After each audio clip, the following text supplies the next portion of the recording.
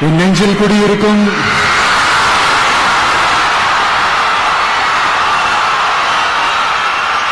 கரூர் சொந்தங்கள், உங்கள் அனைவருக்கும் என்னுடைய வணக்கம்.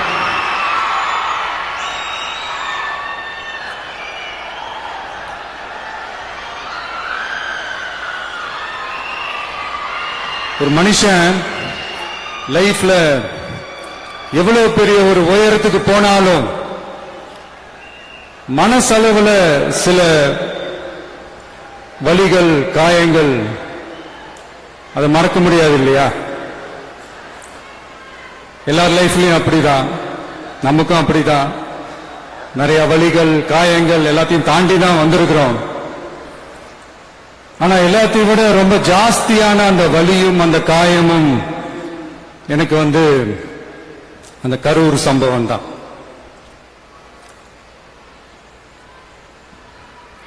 மக்களை சந்திக்கிறதுக்காக மக்களை சந்திக்கணும், மக்கள் பிரச்சனைகளை எடுத்து பேசணும். அதுக்காக தான் அந்த மக்கள் சந்திப்பு பயணத்தை தொடங்கி திருச்சி, அரியலூர், நாகப்பட்டினம், திருவாரூர், நாமக்கல், கரூர் அப்படின்னு சொல்லிட்டு போயிட்டு இருந்தோம். அரியலூர்ல அந்த மீட்டிங் முடிச்சுட்டு பெரம்பலூர் போறதுக்கு முன்னாடி அந்த பெரம்பலூர் போலீஸ் எங்களை அலர்ட் பண்ணாங்க. சரிங்க, கூட்டம் கொஞ்சம் ஜாஸ்தியா இருக்கு, லேட் ஆயிடுச்சு, வராதீங்க அப்படின்ட்டு. So we had no choice. Police சொன்னா நம்ம அதை ஒபே பண்ணி தானே ஆகணும். அதே நேரத்தில் பெரம்பலூர் மக்களோட அந்த சேஃப்டியும் மைண்ட்ல எடுத்துக்கிட்டு ஒரு மன வலியோடவே திரும்ப போயிட்டோம். அதுக்கப்புறம் பெரம்பலூர் தொகுதி மக்களுக்கு மன்னிப்பும் கேட்டோம்.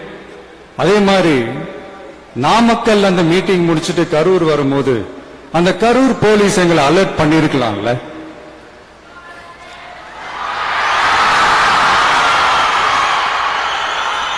இல்ல சார், இங்க எதிர்பார்த்ததை விட கொஞ்சம் கூட்டம் அதிகமா இருக்கு, கண்ட்ரோல் பண்ண முடியல, வராதீங்க. அண்ட் போலீஸ் நினைச்சா அவங்க அந்த மீட்டிங்கே கேன்சல் பண்ணலாம். ஏதோ தப்பா இருக்கு, ஏதோ தப்பா தோணுது அப்படின்னு நினைச்சிட்டாலே they have all the rights to cancel the meeting. எங்ககிட்ட கேட்கணும்லாம் ஒன்றும் அவசியமே கிடையாது. ஆனா அதையெல்லாம் எதுவுமே செய்யாம அந்த ஹைவேல இருந்து அந்த ஸ்பாட்டுக்கு போலீஸே எங்களை உள்ள கூட்டிட்டு வந்து விட்டு அந்த நாடகமா இருக்கு பாருங்க.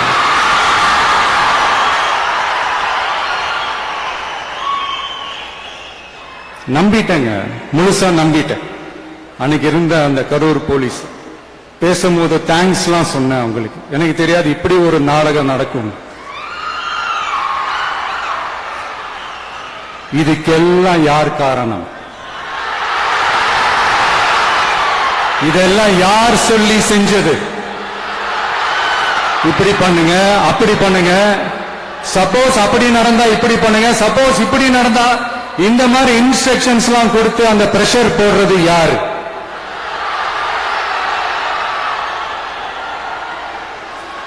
அந்த சம்பவத்துல நம்ம யாரெல்லாம் இழந்திருக்கோம் தெரியுமா? ஒரு டிவியில என் படமோ பாட்டோ வந்துச்சுன்னா, அம்மா விஜய் மாமா, அம்மா விஜய் மாமா அப்படின்னு சொல்லி அவங்க அம்மா கிட்ட சிரிச்சுக்கிட்டு அந்த டிவி ஸ்கிரீனை போய் தொட்டு முத்தம் கொடுத்துக்கிட்டு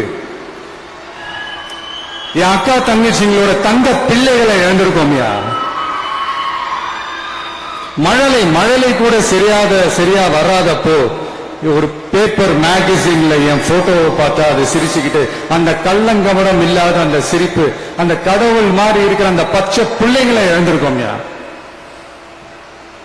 என் அக்கா, தங்கச்சி, அண்ணன், தம்பி, குடும்ப உறவுகளை இழந்து அந்த வலியோட இருக்கிற என்ன நீங்க ஏளனமா பேசுறீங்களா? ஏன் மேல பழிய தூக்கி போடுறீங்களா? இப்படி ஒரு சம்பவம் நடந்துருச்சு. இது ஏன், எதனால, அதுக்கான பின்னணி என்னன்ட்டு அந்த வலியோட வீட்டுல உட்கார்ந்துட்டு இருக்கிற ஓடி ஒளிஞ்சிட்டான் வர சொல்றீங்களா? வாயின்னு முன்னிருந்தா என்ன வேணாலும் பேசுறீங்களா?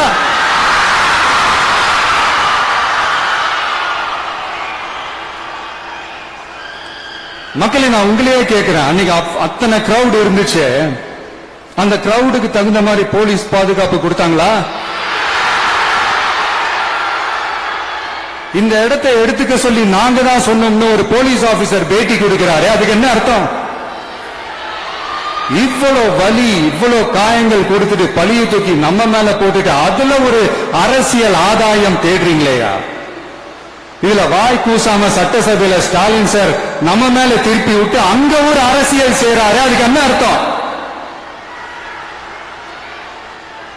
நமக்காக வந்திருக்கிற மக்களை காக்க வைக்கிறதுக்கு நாம் ஒன்னும் ஆதாயம் தேடுற அரசியல்வாதி எல்லாம் கிடையாது. மக்களுக்காக அரசியலுக்கு வந்தவன் இந்த விஜய். எனக்காக எல்லாமும் கொடுத்த என் மக்களுக்காக எல்லாத்தையும் விட்டுட்டு மக்களுக்காக மட்டுமே அரசியலுக்கு வந்தவன் இந்த விஜய். அவங்களுக்காக நன்றி கடன் செலுத்துறதுக்காக மட்டுமே அரசியலுக்கு வந்தவன் இந்த விஜய். உங்களுக்கு தான் இந்த விஜய் பத்தி நல்லா தெரியுமே. ஆனா நம்ம எல்லாருக்குமே இத்தனை வலிகள் காயங்கள் கொடுத்தவங்களுக்கு இந்த 2026 தேர்தலில் தக்க பதிலடி கொடுத்துட்டீங்க. ஆனா அது மட்டுமே பத்தாது மக்களே, அது மட்டுமே பத்தாது. காலகாலத்துக்கும் எழுந்திருக்கவே முடியாத அளவுக்கு நிரந்தரமான ஒரு பதிலடியை நீங்க கொடுத்துக்கிட்டே இருக்கணும்.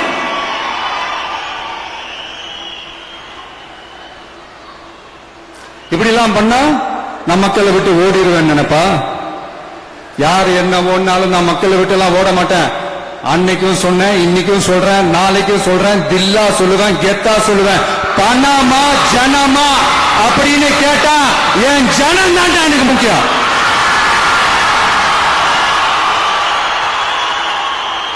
மக்களை உங்களோட எனக்கு இந்த காசு பணம் முக்கியமா என்ன? இவ்வளவு குறைகள் நம்ம மேல சொல்றாங்களே, இப்ப நான் சொன்ன மாதிரி அவங்களால ஓப்பனா சொல்ல முடியுமா? அந்த தில்லு இருக்கா, திராணி இருக்கா? ஒரு கிடையாது. ஆனா நம்ம மக்கள் அமைச்சு கொடுத்த நம்ம அரச குறைகள் மட்டும் டிசைனா மாடலா குறைகள் மட்டும் சொல்லுவாங்க. ஒவ்வொரு டிபார்ட்மெண்ட்லயும் அந்த பார்ட்டி ஃபண்ட், அந்த கட்சி நிதின்ற பேர்ல அடிக்கிற கொள்ளையெல்லாம் இந்த தீய சக்தியா இருக்கட்டும், தீந்து போன சக்தியா இருக்கட்டும், ரெண்டு பேரும் மாறி மாறி இதைத்தான் செஞ்சிட்டு இருக்கிறாங்க. இதுல ஒரு ஹைலைட் காமெடி என்னன்னா, சட்டசபையில பேசும்போது பார்ட்டி ஃபண்டுன்னு தான் சொன்னேன். அது எந்த பார்ட்டி, என்ன ஃபண்டு, யாரு, என்ன பேரு எதுவுமே சொல்ல. பார்ட்டி ஃபண்டுன்னு சொன்னவனை எடுத்தாங்க பாருங்க ஒரு ஓட்டம். எனக்கே ஃபர்ஸ்ட் புரியல, ஏன்பா ஓடுறாங்க? அப்படி என்ன நமக்கு சொல்லிவிட்டோம். அதான் அந்த குற்றம் உள்ள நெஞ்சுக்கு தான் குறுகுறேங்கும். எப்படி இருக்கு தெரியுமா? எங்க அப்பா பீரோக்குள்ள இல்ல, எங்க அப்பா பீரோக்குள்ள இல்ல அப்படின்னு சொல்ற மாதிரி. ஐயோ ஏன் கேக்குறீங்க? உங்களோட செம்ம கூத்தா இருக்குங்க, செம்ம ஃபன்னா இருக்கு. சென்னையில ஒரு பாலம் கட்டுறதுக்காக நார்மலா ஆகிற செலவை விட அதிக செலவுல, கிட்டத்தட்ட டபுள் மடங்கு செலவுல ஒரு டெண்டர் ஒண்ணு விட்டுருக்கிறாங்க.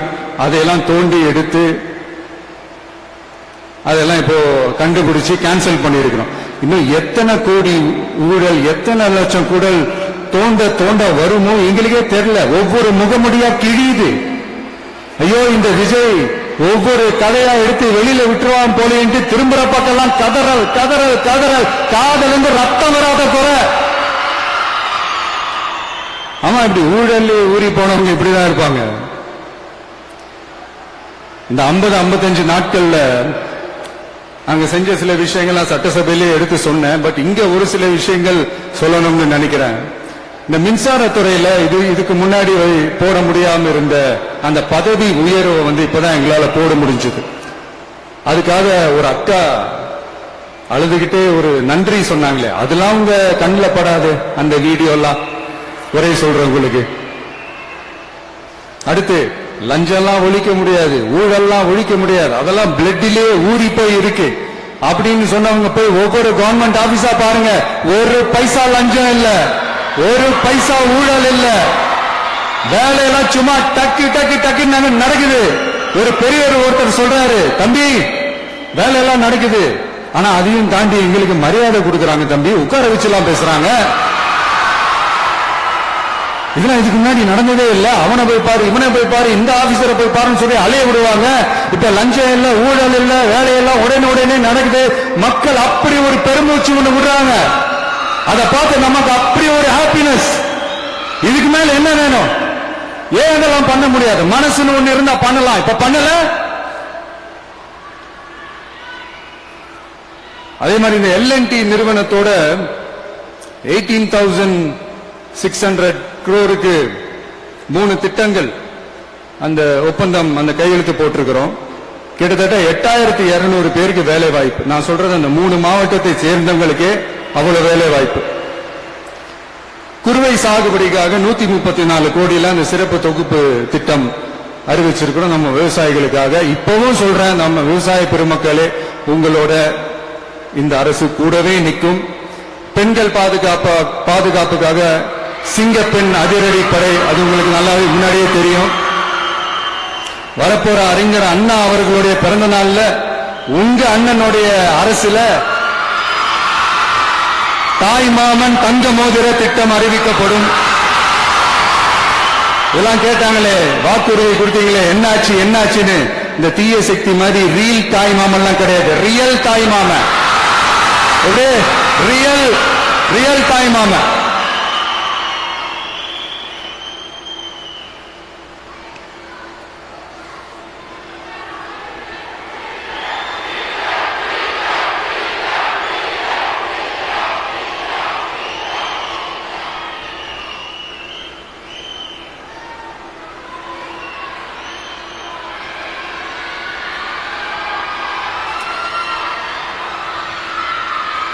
இந்த தீய சக்தியை பத்தி, அவங்க நிர்வாகத்தை பத்தி ஒரு வெள்ளை அறிக்கை ஒண்ணு வெளியிட்டோம்ல, அது ஷார்ட் அண்ட் ஸ்வீட்டா சொல்லணும்னா, ஒரு ஓட்ட பாத்திரத்துக்குள்ள தண்ணி ஊத்திக்கிட்டே இருந்திருக்கிறாங்க. பாத்திரம் எம்டியாவே இருந்திருக்கு, ஆனா ஊத்தின தண்ணி தான் எங்க போச்சுன்னு தெரியல. கடவுளுக்கு தான் வெளிச்சம். அது மாதிரி இப்ப நம்ம சொன்னதெல்லாம் சும்மா ஒரு சாம்பிள் தான். இன்னும் வரப்போற நாட்கள்ல உங்க அரசனுடைய அந்த விஸ்வரூபத்தை நீங்க பாப்பீங்க. அடுத்து வாயத்தொடங்க சிஎம். அடாடா, உங்க சிஎம் நெஞ்சிலேயே குத்திட்டு வந்தீங்க பாருங்க, அதெல்லாம் வேற லெவல். பேசுங்கன்றீங்க, பேசுனா எந்திரிச்சு ஓடிடுறீங்க. இனிமே பேச ஆரம்பிக்கிறதுக்கு முன்னாடி என்ன பண்ணணும் அப்படின்னா, ஒரு நண்பர் ஒருத்தர் சொன்னார், மாண்புமிகு பேரவைத் தலைவர் அவர்களே எல்லா டோரையும் இழுத்து லாக் பண்ணுங்க அப்படின்னு சொல்லிட்டு தான் பேச ஆரம்பிக்கணும் போல். ஏன்னா பேசிக்கும் போது எந்திரிச்சு ஓடிடுறாங்க. 5 நிமிஷம் பேசினதுக்கே கொளத்தூர்ல கொத்து பரோட்டா போட்டாங்க. இதுக்கு மேல பேசணும் மொத்தமா முடிஞ்சிடும், பாத்துக்கங்க. நாம அரசியல் பேசினா விஜயெல்லாம் அரசியல் பேசலாமா அப்படிங்கிறது.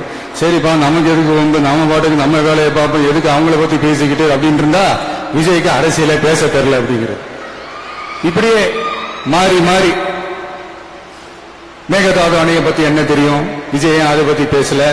இப்படி நம்ம அரசியலுக்கு வந்ததுல இருந்தே ஒரு கூட்டம் குறை மேல குறையா சொல்லிக்கிட்டு, பாட்டுக்கு பாட்டு கச்சேரி எங்களுக்கும் பண்ண தெரியும், பண்ணலாமா? இந்த மேகதாது அணை சம்பந்தமான அந்த வழக்குல தமிழ்நாட்டோட பெட்டிஷனை சுப்ரீம் கோர்ட் எப்ப ரிஜெக்ட் பண்ணுச்சு? அப்ப யார் ஆட்சியில் இருந்தா? ஏன் ஒழுங்கா வாதாடல? நீங்க ஒழுங்கா வாதாடி இருந்தீங்கன்னா அதை ரிஜெக்ட் பண்ணிருக்க மாட்டாங்கல்ல. ஏன் ஸ்டாலின் சார் வேணும்னே விட்டுட்டாரா? ஏன் இப்படி எல்லாம் கேள்வி கேட்கலாமா? இப்படி எல்லாம் கேள்வி கேட்டாதான் மேகதாது அணை பத்தி பேசினதா அர்த்தமா? ஏன் அந்த ஸ்டேட் சிஎம் பேசுறாரு, நீங்க ஏன் பேசல? அப்படின்னா நம்ம ஸ்டேட்டோட உரிமையை எங்க நிலைநிறுத்தணுமோ அதுக்காக வேலை பார்க்கறது மட்டும்தான் முக்கியம். சும்மா சவால் விட்டுக்கிட்டு சீண்டி பார், நான் யார் தெரியுமா, தொட்டு பார், இப்படிலாம் பேசிக்கிட்டு இருந்தா வேலைக்கு ஆகாது. சும்மா பேசி பேசி பிரச்சனையை வளர்த்துக்கிட்டு யார் மேலே அது பழிய தூக்கி போட்டுட்டு அப்புறம் மக்களை அம்போன்னு தெருவில் விட்டுட்டு இப்படிதான் ஒரு அரசியல் பண்ணணும்னா அந்த அரசியல் நமக்கு தேவையும் இல்லை, அதை நம்ம செய்யவும் போறதில்லை. Talk less work more mode தான், அதுதான் நம்ம பாலிசியே. அதனாலதான் சட்டசபையில அந்த அரசினர் தீர்மானம்னு சொல்லி ஒண்ணு கொண்டு வந்தோம். அது எப்படி டேக் இட் ஃபார்வர்ட், எப்படி கொண்டு போகணுமோ அதை சரியா செய்வோம். சென்ட்ரல் கவர்மெண்ட்ல இருந்து அந்த டீலிமிட்டேஷனை திரும்ப கொண்டு வர போறதா ஒரு பேச்சு ஒண்ணு அடிபடுது. யார் என்ன டீலிமிட்டேஷன் கொண்டு வந்தாலும் தமிழ்நாடு அது ஒத்துக்காது. நமக்கான இடத்தை யாரும் பறிக்கவும் முடியாது, அது பறிக்கவும் விட மாட்டோம். இப்படி நாம இருக்கும் போது இந்த தீய சக்தி திமுக எங்க போய் நிக்குது, யார் கதவை தட்டிக்கிட்டு நிக்குது, அது உங்களுக்கே நல்லா தெரியும். மக்களே, இந்த தீய சக்தியும் தீந்து போன சக்தியும் வேற வேறலாம் இல்ல, கூட்டு கலவாணிங்க. சொல்ல முடியுமா அவங்களால? இவங்களுக்குள்ள ஒட்டும் இல்ல, உறவும் இல்ல, அறிவிக்க முடியுமா? நிரூபிக்க முடியுமா? இந்த வரப்போற இடைத்தேர்தல் அதை நிரூபிச்சு காட்டுங்க, அப்புறமா பேசுங்க. மக்களை, என் மனசை விட்டு கரூர் எப்பவும் நீங்கவே நீங்காது. நமக்கு ஏற்பட்ட வேதனையான சம்பவத்தை, நமக்கு எதிராக நடந்த சதிய சூழ்ச்சிய இனி வர்ற ஜெனரேஷனும் அவங்களுக்கு தெரியப்படுத்தணும்ல. அதுக்காகவே இனி ஒரு அரசியல் சதிய, அரசியல் சூழ்ச்சிய யாரும் யோசிக்கவே கூடாதுன்றதுக்காகவே கரூர்ல ஒரு நினைவு சின்னத்தை நம்ம டிவிகே சார்பா அமைக்கப்படும் அப்படின்றத அறிவிக்கிறோம். அப்புறம் கரூர்ல இருந்து ஒட்டுமொத்த தமிழ்நாட்டு மக்களுக்கும் சொல்றேன், உங்க டிவிக்கு அரசு உங்களுக்காகத்தான் உழைக்கும். அடிப்படை வசதிகளை முதல்ல நிறைவேற்றணும். ஒரு பக்கம் நிதி நிலைமையை சரி செஞ்சுக்கிட்டே, இன்னொரு பக்கம் அப்படியே நாம சொன்னதுல பிரையாரிட்டி பார்த்து ஒவ்வொன்னா படிப்படியா நிறைவேற்ற ட்ரை பண்ணுவோம். இது எப்பவும் உங்களுக்கான அரசா தான் இருக்கும். இந்த விஜய் உங்க விஜயா தான் இருப்பான். நீங்க உரிமையோட உங்க கவர்மெண்ட நீங்க அணுகலாம். இந்த தீய சக்தி ஆட்சி முடிஞ்சு பொட்டிக்குள்ள போனதுல இருந்து என்னென்னமோ பண்றாங்க, ஏதோ பேசுறாங்க, சோஃபாங்கிறாங்க, வாஷிங் மெஷினுங்கிறாங்க. இந்த அரசியல் வியாபாரம் பண்றதுக்கான அந்த வெண்டிங் மெஷினே அவங்க தான். யாரு? இந்த திமுக. இதுல நம்மளை பார்த்து வாஷிங் மெஷினுங்கிறாங்க. எலெக்ஷன்ல ஓட்டுக்கு காசு கொடுக்கிற அந்த கலாச்சாரத்தை, அந்த கல்ச்சரை அடிச்சு நொறுக்கி இருக்கிறோம். எலெக்ஷன்லயே அப்படி வேலை பார்த்த நாம, நமக்கு எதுக்கு இந்த குதிரை, கழுத, ஒட்டக பேரெல்லாம்? மக்களின் பக்கம் அப்படி இருக்கும்போது நமக்கு எதுக்கு இந்த பேரெல்லாம்? இந்த திருட்டு திமுக ஆட்சியை வச்சுக்கிட்டு ஊரடிச்சு ஒலையில போட்டு இந்த கொள்ளையை அடிச்சதுனாலதான் உங்க கரூர் கம்பெனி ஓனர் ஒருத்தர் எங்க எங்க இருக்காருன்னு தெரியாம ஓட்டு ஓட்டு ஓட்டு ஓட்டு ஓட்டு ஓட்டு ஓட்டு ஓட்டு வராம் பாரு வேட்டக்காரன் ஓடினே இருக்கிறாரு. இன்னொருத்தர் ஃபாரின்ல போய் ஒளிஞ்சுக்கிட்டாரு. ஃபாரின் ஸ்டாலின் சார் நினைச்சிட்டு போறீங்க, அவர் இல்ல. எனக்கு எப்பவுமே ஸ்டாலின் சார் மேல ஒரு தனி பாசம் ஒண்ணு உண்டு. அவர் கிடையாது, இவர் வேற. சிங்கப்பூருக்கு செக்கப்புக்கு போனார்ல அவரு. எத்தனை பேர் மாட்ட போறாங்களோ தெரியல. உங்ககிட்ட யாராவது லஞ்சம் ஏதாவது கேட்டாங்கன்னா கொடுக்க முடியாது சொல்லுங்க, நான் இருக்கேன் உங்களோட. அப்படியே யாராவது போர்ஸ் பண்ணாங்கன்னா, இது எங்க மகன், எங்க புள்ள, எங்க அண்ணன், எங்க தம்பி, எங்க விஜய், எங்க விஜயோட ஆட்சின்னு ஸ்ட்ராங்கா சொல்லுங்க. மக்களை, நீங்க கூட இருக்கும் போது லஞ்ச ஊழல் மட்டும் இல்ல, அதிகாரத்தை வச்சு ஆட்டம் போடுற யாரா இருந்தாலும் அடங்கிடுவாங்க. இந்த கடமை, கண்ணியம், கட்டுப்பாடுன்ட்டு ஒரு காலத்துல கொள்கையோடு இருந்த கட்சியெல்லாம் இன்னைக்கு எப்படி இருக்கான்னு உங்களுக்கே தெரியும். அதாவது இந்த டிவிகே கட்சியோட தலைவரை எதிர்க்கிறதுல ஒரு நியாயம் இருக்கு. ஏன்னா உங்க பொழப்புல மண்ணள்ளி போட்டான். என்ன, இந்த ஊழல் லஞ்சம் எல்லாம் பண்ண மாட்டேன்னு சொல்லி உங்க அரசியலை ஒரு தெருமுனைக்கு கொண்டாந்து விட்டான். மக்கள் வேற அவனை தான் நம்புறாங்க. சோ இந்த விஜயை எதிர்க்கிறதுல ஒரு அரசியல் நியாயம் இருக்கு, அது புரிஞ்சுக்கலாம். ஆனா இன்னைக்கு இந்த விஜய மக்கள் ஓட்டு போட்டு ஜெயிக்க வச்சு ஒரு தீர்ப்பை கொடுத்து மக்களுக்காக வேலை செய்யறதுக்காக முதலமைச்சரா உட்கார வச்சிருக்கிறாங்க. என்னமோ இன்னமும் நீங்க தான் ஆட்சியில் இருக்கிற மாதிரி. விஜய் கரூருக்கெல்லாம் போக கூடாது, விஜய் இங்க போக கூடாது, அது செய்யக்கூடாது, இது செய்யக்கூடாதுன்னு எனக்கு புரியலையே. ஆட்சியில் இருக்கும் போது தான் இவ்வளவு கட்டுப்பாடெல்லாம் போட்டீங்க, எஸ்ஓபிஸ் எல்லாம் போட்டீங்க, ஸ்டாலின் சார் ஆபரேட்டிங் ப்ரொசீஜர் எல்லாம் போட்டீங்க. இப்போ அதே பண்ணிட்டு இருக்கீங்கன்னா என்ன சார் நியாயம்? இல்ல நான் தெரியாம தான் கேட்கிறேன், இன்னும் கனவுலயே இருக்கிறீங்களா? முதல்ல முழிச்சு வாங்க, ரியாலிட்டிக்கு வாங்க. உங்க ஆட்சி எல்லாம் வீட்டுக்கு போய் டிவிக்கு ஆட்சி வந்து ரொம்ப நாள் ஆச்சு.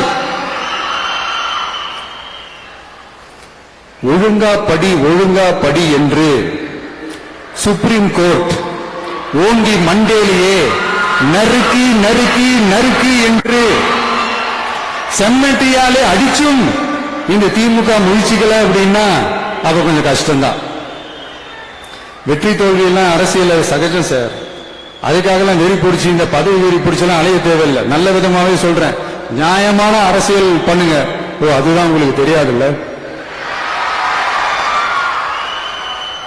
இந்த தீய சக்தி திருத்தவும் முடியாது, அவங்களா திருந்துவாங்கன்னு பார்த்தா அதுவும் நடக்க போறதில்ல. அதனால வரப்போற இடைத்தேர்தல மக்களே இந்த தீய சக்தி திமுகவை நல்லா வெற்றி வெளுத்து விடுங்க. கான்பிடண்டா இருங்க மக்களே, நல்லதே நடக்கும், வெற்றி நிச்சயம். மீண்டும் சந்திக்கும் வரை நன்றி, வணக்கம்.